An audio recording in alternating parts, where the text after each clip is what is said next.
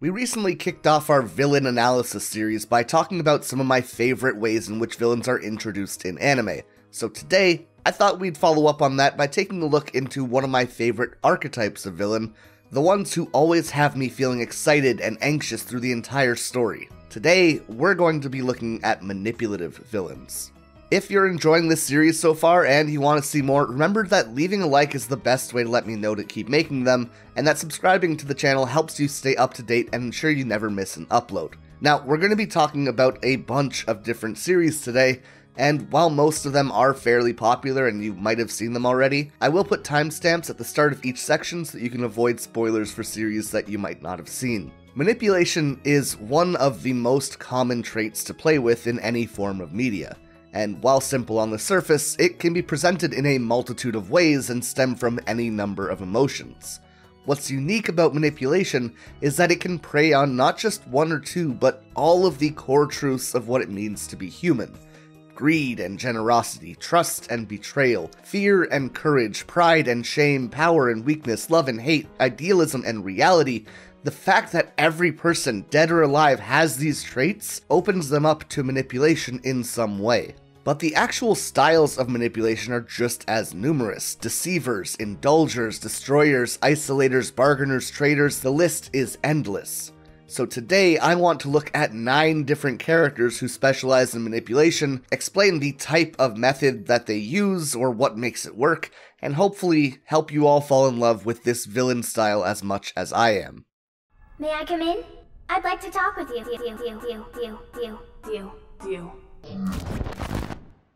To start off this list, I want to look at a character who has become nearly synonymous with the idea of trickery, Faustian bargains, and betrayal. A character that embodies deceptive manipulation. Madoka Magica's Kyubey is, to be frank, a little bit of a bastard. The series itself is known as the anime which redefined the magical girl genre and moved it away from things like Sailor Moon and Cardcaptor Sakura, which, while having some darker themes, were still thought of at least as lighter shows, and instead brought us into the modern staple of horror and thriller that the genre became. Most recently in Wonder Egg Priority, which, let's be real, is just an attempt at copying Madoka's formula, and the key to that redefining of the genre stems from Kyubey. Madoka is a series which, on the surface, is very simple from the outset. There exist corrupted evil beings called witches that spread darkness and despair wherever they exist, and as such, Kyubey, the adorable little cat that is certainly not up to anything nefarious, offers to make deals with young girls in hopes that they can kill these witches. And if a girl decides to dedicate their life to this cause,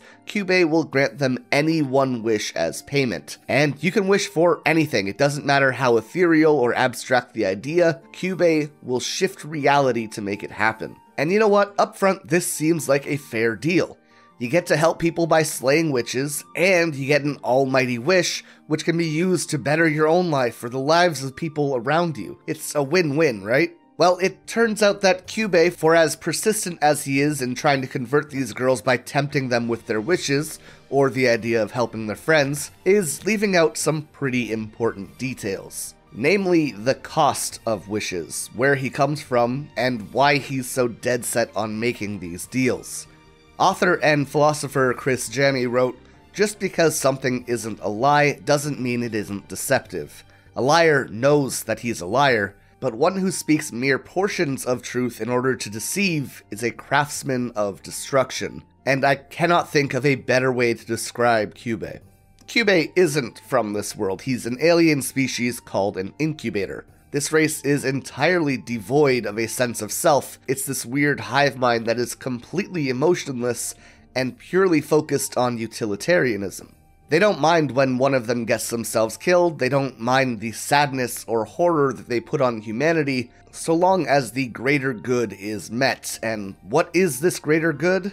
A stop to entropy. Basically, the universe has a finite amount of energy in it, and if nothing is done, it will eventually burn out. You might have heard of the heat death of the universe. So the incubators aim to stop this by harvesting energy from magical girls. The wishes that these girls make take a ton of positive energy, and once a magical girl eventually falls to their grief and the existential dread of their cursed existences, they will eventually themselves become witches that are proportionally strong to the wish they made and their potential for good. Basically, the more good a magical girl can do, the more bad they will inevitably cause. What I love about Kyubey is that they are essentially the trolley problem. You know the old question of if a train is on tracks and about to hit 5 people, would you pull a lever to swap its path so that it only hits 1? There's a bunch of different perspectives on this, with the idea that pulling the lever makes you an active participant and thus a murderer, while not doing anything makes you just a bystander. But the other big argument is the utilitarian one, the one that does the most good for the most people. And that is to pull the lever, allowing 1 person to die but saving 5. And this is Kyubey. The incubators have made the decision that the sacrifice of a handful of humans is a fair exchange for the continuation of the universe. And while this might make sense on a logical level, morally it just feels wrong. What's interesting about the trolley problem is that there isn't just the utilitarian view, but there's also a moralistic one. The purpose behind your decision matters. For example, let's say I wanted to pull the lever specifically because it allowed me to kill someone, and completely ignoring the fact that I would be saving 5 people. Despite doing the good act of allowing those people to live, I did it for a negative reason, meaning the action as a whole is a negative one. But Kyubey is cold, emotionless, and has no morals. It's a character that takes one of the most famous moral dilemmas in history and just says no to it, which I think is just such an interesting basis for a character. Every decision they make confidently because they are in the right, all while being completely ignorant to the moral dilemmas that surround them. What makes them an interesting villain is that they're not evil. They're taking actions they truly believe to be logical and for the greater good, and it's only because we, as the audience, have a sense of morality that the character is slotted as a villain. It's possible that we'd be making the argument that the magical girls are the evil ones for preventing the salvation of the universe. Each and every one of you despises me so much, and now that you've finally tracked me down, you can't even lay a finger on me. Now, moving on from the gray of Kyubey, we can take a look at the black and white that is Naraku. While Kyubey is a character who is unable to understand morality and acts towards what they believe is in the best interest of the majority, Naraku is a character who actively goes out of his way to spread as much misery as possible. In the story of Inuyasha, there's something called the Shikon Jewel, a magical gem that grants wishes and gives unimaginable power. And in a quest for this jewel, the thief Onigumo would hire bandits to attack Kikyo, the priestess who was watching over it. However, Kikyo herself was being protected by the half-demon Inuyasha, and when the bandits arrived, they were all but slaughtered. A survivor would find Onigumo and blow up the inn that he was staying in, leaving him burnt and unable to move.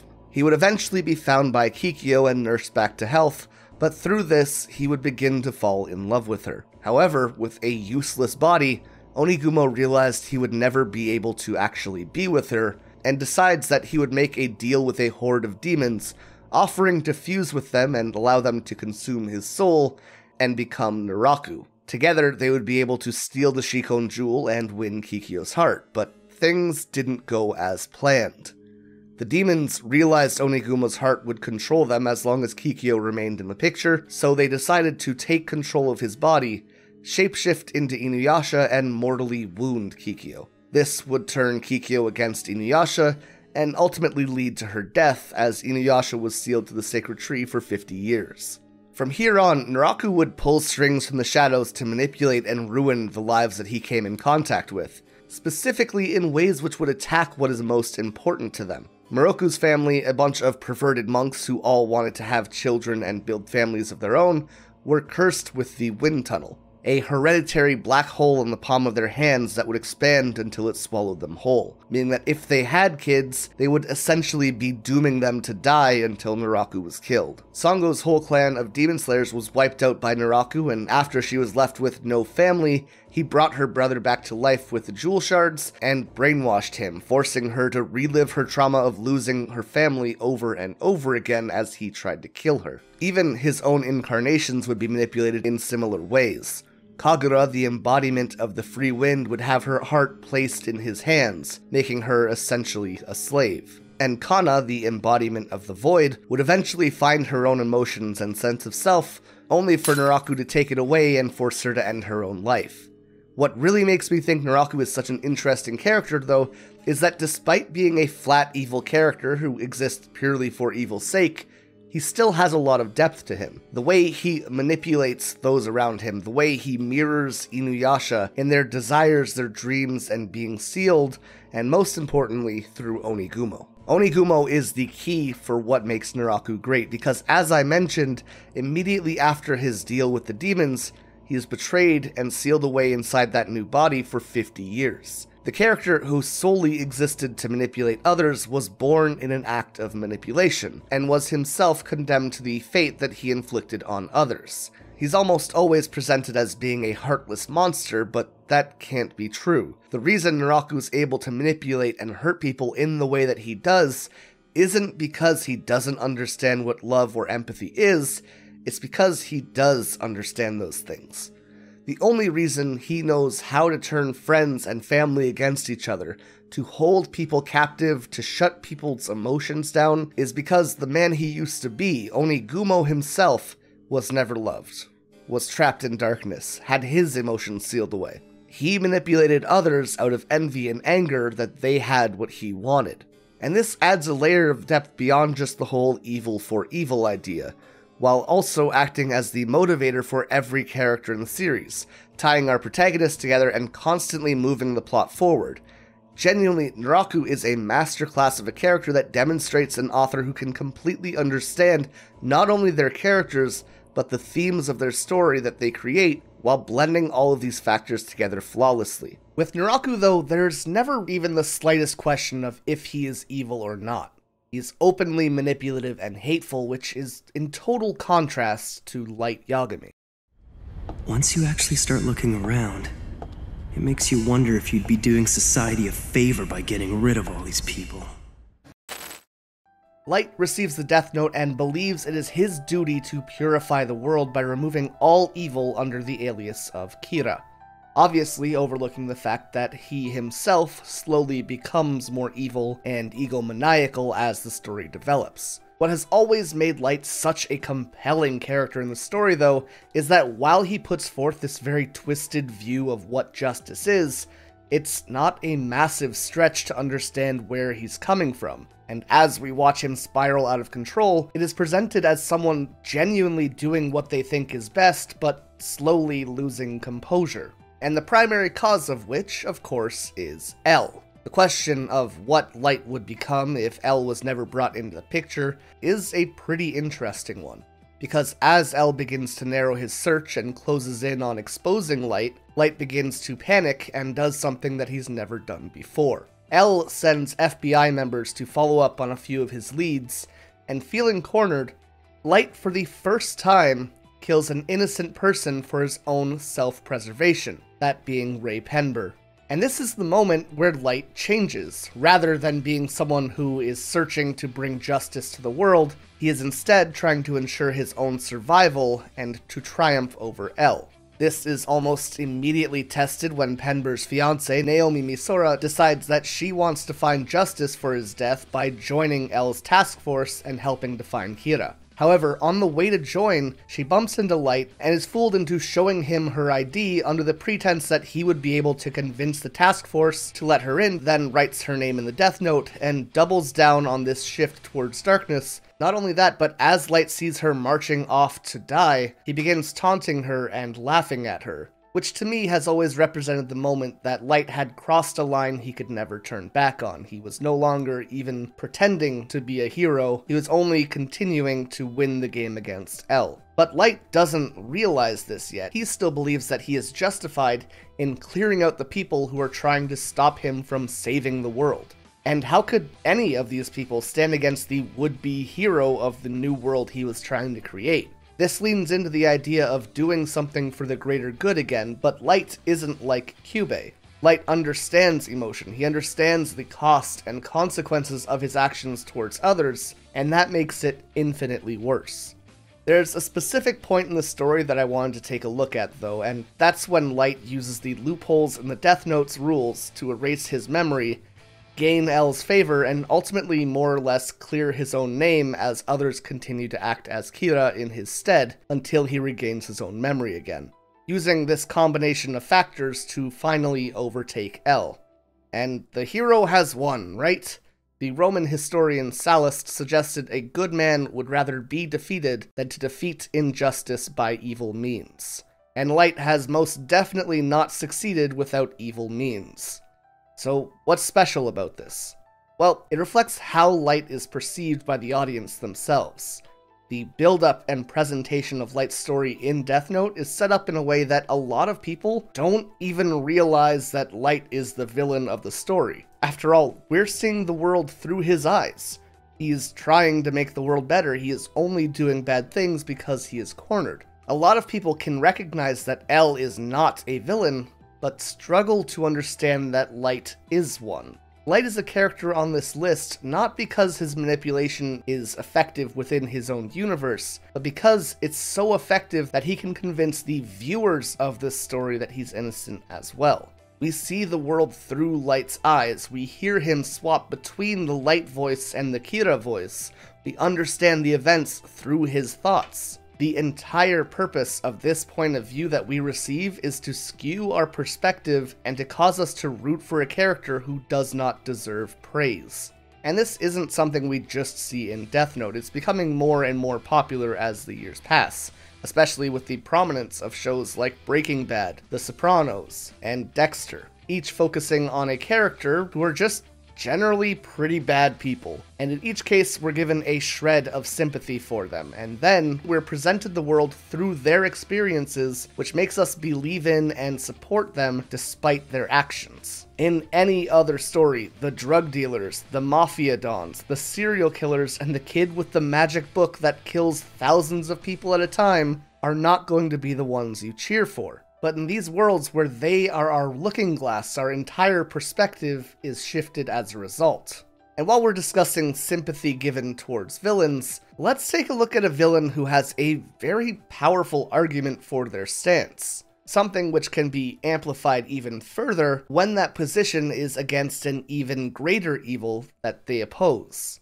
And that is the case in Psycho-Pass. What you call a safe society, I call a prison. Panopticon, a facility that allows you to observe every prisoner at once. Sybil is the worst form, as it lets hundreds control the lives of millions.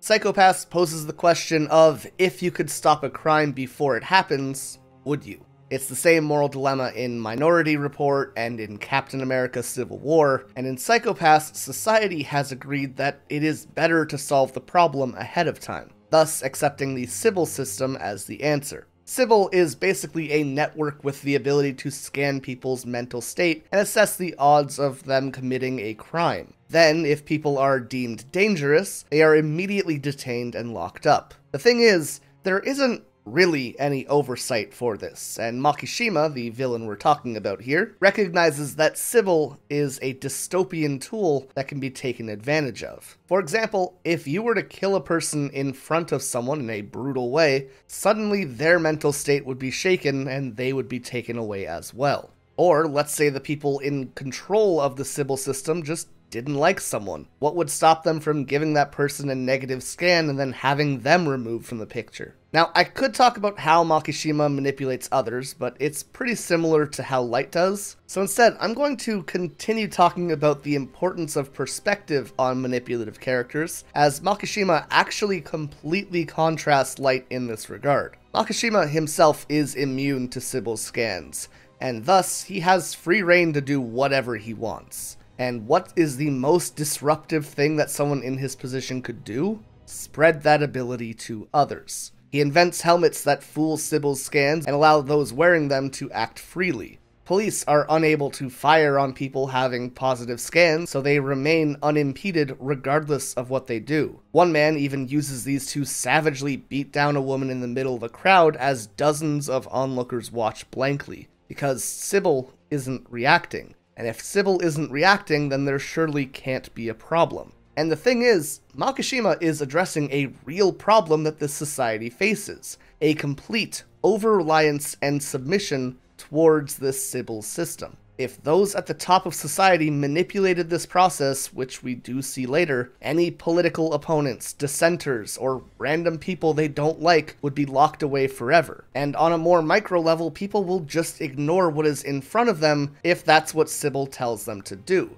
It is a real problem that needs to be addressed, but when all of society is content to just follow, Makishima feels the need to act drastically to get his point across. Just recently, in our own world, we've had people throw soup all over Van Gogh's sunflower painting. This was to bring attention to the fact that we, as a society, value something like a painting more than the planet that we live on. A pretty drastic action taken to send a message to the populace that is content and unchanging. Makishima isn't targeting a painting, though. He aims at dismantling the system entirely. He's clearly a villain because of the actions he has taken and the way that he takes advantage of those he comes across, but at the same time, he's right. He's very much the swap in perspective from one that we received when looking at the world through Light or Walter White's eyes.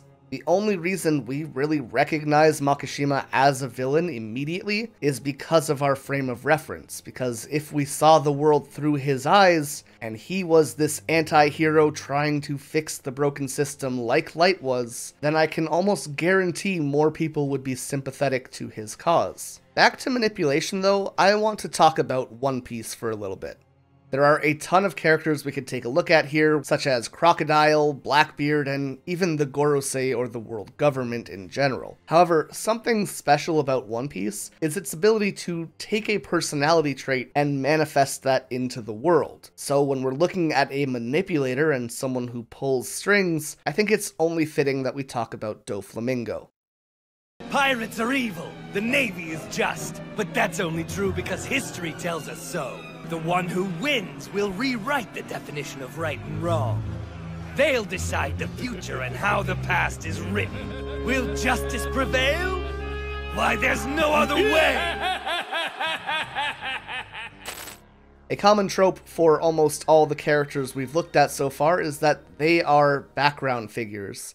They're subtle, they hide, they lie, they cheat, and they do what they need to in order to create some ideal situation that they're working towards in the end. And then there is Doflamingo, a character so tied to the idea of being a puppet master that his ability within the world of One Piece is quite literally to manipulate strings. Our first time seeing Dofi, we're met by this towering figure wearing this bright pink flamingo coat and colorful clothing to match. He isn't someone trying to hide his presence at all, and if anything, he wants to be seen. The first thing he actually does in the series, though, is enter Marine headquarters as a warlord, basically a hired pirate who gets protection from the Marines for working for them. So, he walks in, perches himself on the railing, and starts forcing the naval officers to start strangling each other, even having them pull swords and get ready to kill one another. Right off the bat, he is manipulating those around him and putting them in life or death situations. It is a very blunt and direct way to tell us exactly what this character is. He tells Sengoku, the leader of the Marines, that he only agreed to show up because his business is running smoothly and that he's been bored.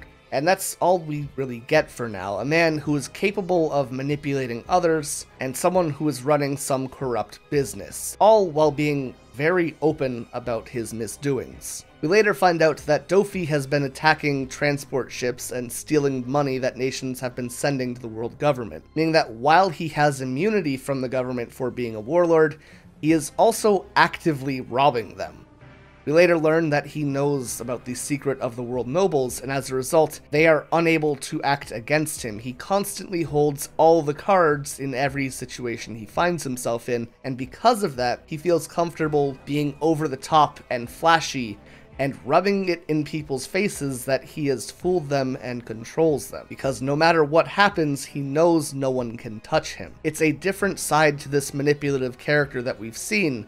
It's this level of confidence that isn't typical for the archetype, and while Light needed to lie, Naraku needed to hide, and Kyubey believed they were acting towards the greater good, none of that is here. Dofi doesn't feel the need to lie or hide, and he is openly only in it for himself and the destruction of other people's lives. Finally, we come to the kingdom of Dressrosa, and he approaches the king in his bedroom and offers to sell the kingdom to him for 10 billion berries. Now let me just be clear, because he isn't offering to buy the kingdom, he's offering to sell it to its own king. On top of that, he knows that this much money is more than the country has, and he gives a condition that the king has one day to make that money and give it to him, or he's just gonna wipe the nation out. Also giving the stipulation that he can't tell the citizens what's going on or ask other nations for help, and that this is a test of his ability as a king. We see the soldiers of Dressrosa offering to battle Dofi, but the king insists that violence is never the answer because they are humans and not wild animals, instead opting to send the soldiers out to collect funds from his people. He knows this will shake their faith, but he ensures that this will keep the country's soul intact. He even goes so far as to send his people a message, begging on his hands and knees for their money, and asking for their understanding when he says that he can't explain why he needs it. However, because he's been such a good and righteous king, the people have faith in him and end up giving him everything that they have. This king is basically a hero to their people, and in their eyes he can do no wrong.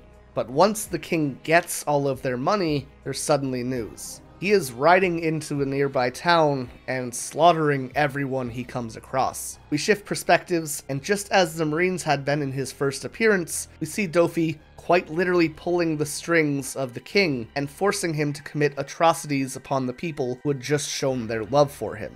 Dofi then attaches strings to all the soldiers who had collected the money and forces them to attack the people as well. The country is in ruins. It's burning to the ground, covered in the corpses of its people who had just been tricked and robbed by their king and who are now being cut down in the streets. But then a hero arises. Dofi and the rest of his crew appear and take out the entire royal army and stop the king's rampage, and in one night he has shifted the hearts of this entire loyal nation of Dressrosa into darkness as their king betrayed them, only to present himself as a salvation and take control of the kingdom. Dofi is cold, ruthless, and willing to ruin the lives of everyone that he comes in contact with to secure a better place for himself. But he knows that it's better to lead from a position of adoration than fear, so he makes this elaborate plan to tear down the system that had been in place and prop himself up as a hero. His ultimate goal is to destroy the world as it stands, so anything and everything is justifiable in that pursuit, and there is no part of him that feels bad about what he's been doing here. But what I love about Doflamingo is how perfectly his character embodies this idea of manipulation and pulling strings through every action he takes. And while manipulation tends to imply this level of elusivity, there's just nothing subtle about Dofi or his actions. As a result, we have a character who twists a trope while still being a manifestation of everything that that trope typically tries to represent. They can all burn. Everyone betrays us, Jinx. Vander. Her. They will never understand. It's only us. You're my daughter. I'll never forsake you. Now, I wanted to broaden the scope of this series a little bit, and I'm actually going to be talking about 3 examples that are not from anime. Firstly, I want to mention Arcane, and specifically the character of Silco. Silco offers a pretty unique perspective on manipulation, not only because of how he changes the character of Powder, but also in how he skews his own perspective of the world through her. Silco is a man who was raised in the slums of Piltover. He was not talented, strong, or smart, but he was dedicated. He worked for everything that he had, and he believes in this mentality of sacrificing everything to attain your goals. If you have to die to grow, then that's just part of the process. His goal specifically was to have the slums separate from the upper part of Piltover, which had abused and exploited them, and to create the independent nation of Zon. A lofty goal worth lofty sacrifices. Before the events of Arcane, Silco and the man that he considered to be a brother, Vander, acted as pseudo-leaders for the underground. They worked together towards the independent nation of Zon, but at some point, their views on how to do things shifted. Silco, believing in cutthroat business and the production of new technology and drugs to expand his empire, while Vander lost his spirit, instead focusing on the safe path of compliance which allowed him to protect as many people as possible. But this divide would eventually put them at each other's throats, and Vander would be forced to stop Silco, plunging him into the corrupted water of the slums and trying to drown him. However, Silco survived. He was reborn and baptized in this caustic water, and he would separate from Vander entirely, beginning to build his own path until he was ready to strike back. And that brings us to Arcane's first act, where he finally manages to act on this revenge, and where one of Vander's adopted daughters, Powder, accidentally leads to his death herself. Silco would find Powder in tears as he was searching for her sister Vi, and although he approaches her in a very threatening way, she tackles him to the ground and holds him. He asks Powder where Vi is, as he looks up to see the man that he considered a brother dead in front of him. Powder explains that Vi is no longer her sister, and in this slow, very delicate moment, Silco, this murderous psychopath, stops and just hugs her, telling her that it's going to be okay and that together they will show the world. Now, Silco in that moment doesn't particularly care that there's a kid crying. I mean, the stuff we've seen him do throughout the show is brutal, and a kid in tears just isn't something that's going to melt his heart. But at the same time, he doesn't really just recognize her as some random girl. Instead, he sees himself in her. Someone who has lost everything, someone untalented, someone who puts in more work than everyone else and still ends up failing. Someone whose only family, the sibling that they leaned on their whole life, had suddenly abandoned them. It's his own reflection looking back at him, a stranded and rejected child who is looking for just anyone to support them. And just as Silco wanted someone to reach down and save him from rock bottom, he reaches out and adopts Powder. And here, Silco is lying to himself. It's not really about saving Powder. It's about protecting someone that he sees himself in, and it's a lie he'll repeat to himself over and over again, all while presenting things as putting Powder first. It's pretty easy to jump to the idea of telling lies when you think about manipulative characters, and that's because there's power in lies. But more importantly, there's power in the repetition of lies. It's actually similar to a propaganda method that was famously used by the Nazi Party under Hitler, something often referred to as the big lie. The whole idea behind this being that if a lie is repeated enough, it eventually becomes reality. The first time you hear something or tell yourself something terrible, you can reject it. But by the 100th time, the 1000th time, or the millionth time, the idea just kind of drills itself into you. And in the same way, Silco is just lying to himself about protecting Powder when it's really an opportunity to save himself and to take something from Vander. It's why she changes her name from Powder to Jinx. He isn't embracing Vander's daughter here, he is instead creating his own daughter. Through this lens of deception, seeing Jinx as his own daughter, Silco truly begins to change though. He shifts his entire worldview, changes his priorities, and even how he understands the things that he believed to be core truths. Later even saying, "Is there anything so endearing as a daughter?" And that's exactly what the character of Jinx is meant to do here. She is someone who manages to unravel everything that makes Silco who he is, and remake him into something entirely different, a father. It is an entire character arc that stems from a single moment where Silco's mind makes him believe that this young girl is a reflection of himself. Yes, there is so much more to the story. Yes, there's the whole aspect of him changing and manipulating Powder into Jinx and skewing who she is, and there's absolutely the element of developing someone impressionable into an entirely different person, but I think that this aspect specifically is a really unique look on this archetype of characters. The idea of not just fooling or changing those around you, but to fool yourself into seeing the world differently and making a decision that is entirely out of character. I think most times manipulation is seen as a very powerful outward force in writing. However, the lie that a character tells themselves can be just as interesting and powerful within a series as well.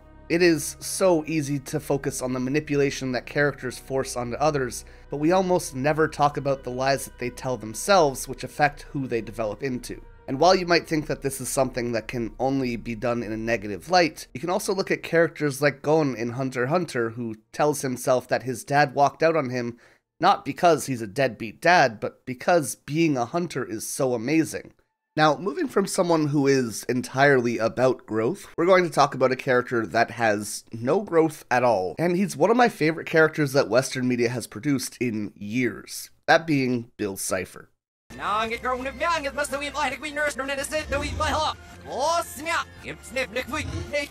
We'll work out the details later.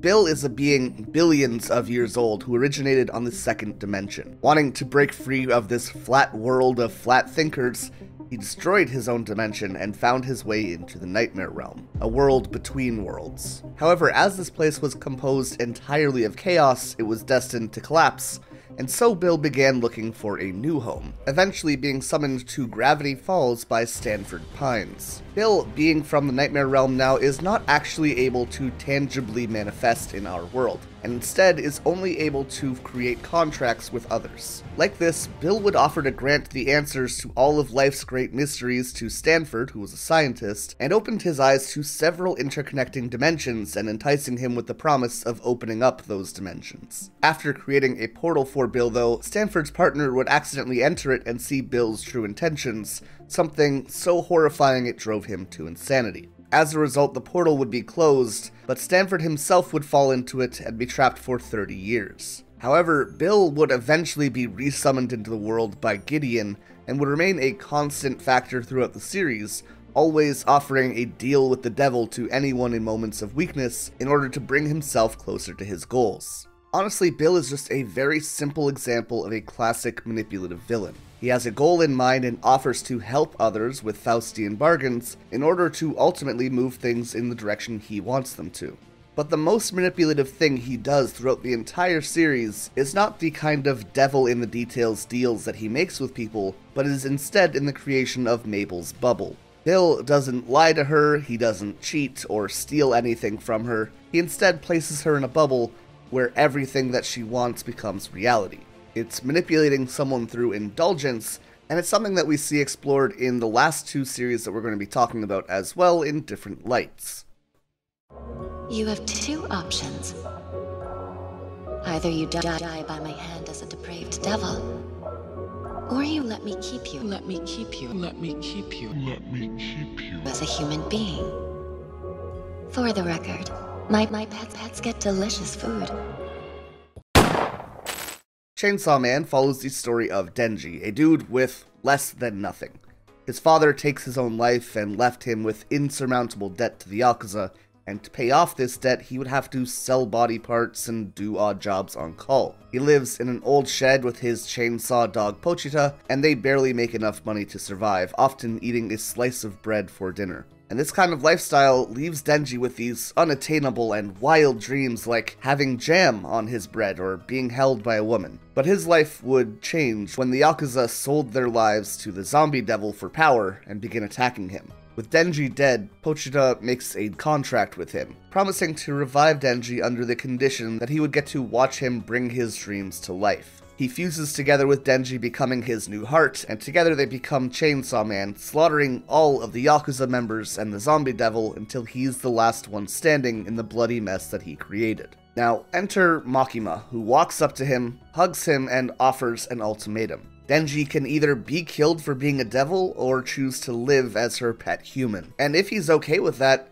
then she'll even feed him these fabled dishes like toast with butter and jam, salad, coffee, and dessert. But as author Tucker Max explains, the devil doesn't come dressed in a red cape and pointy horns, he comes as everything you've ever wished for. It's that famous cautionary saying that if things seem too good to be true, they probably are. And speaking of which, this is the only ongoing series that we're talking about today, so if you haven't seen Chainsaw Man, maybe skip to the last character. Right off the bat though, we do see Makima treating him better than anyone he's met through his entire life, but at the same time, she obviously sees him as less than her, quite literally looking at him and speaking to him like he's a dog. The secret to Makima's manipulation is that she gives Denji everything he wants in exchange for his obedience. It's the long-form version of what Bill Cypher had to offer. She'll give him anything from breakfast to boobs. If he wants it, she can supply it. And that's where the flaw in humanity comes in. We almost always fall into the destination fallacy. This idea that if you could just have something, then you'd be happy. But when you eventually reach that goal or attain that thing, some time passes, you become content, and then bored, and eventually you need more. To Denji, jam on bread is a fantastic, almost dreamlike experience, but he becomes accustomed to that. He gets used to having friends and people treating him kindly. That becomes his new normal, and suddenly he's going to desire more. And of course, Makima is the key to all of that. Makima's plan for Denji, or more specifically for Chainsaw Man, is to break his contract with Pochita and force him to make a contract with her once she has control over him. But just how do you break that contract? Pochita wanted to see Denji living his dreams, and he was doing just that, and this is where Makima's plan comes into play. You can't give hopelessness and despondency to someone who has nothing, because they're already living in those things. It's like trying to flood the ocean. What you can do, though, is to prop those people up, to make them love their lives, to become accustomed to happiness, and then take everything away from them.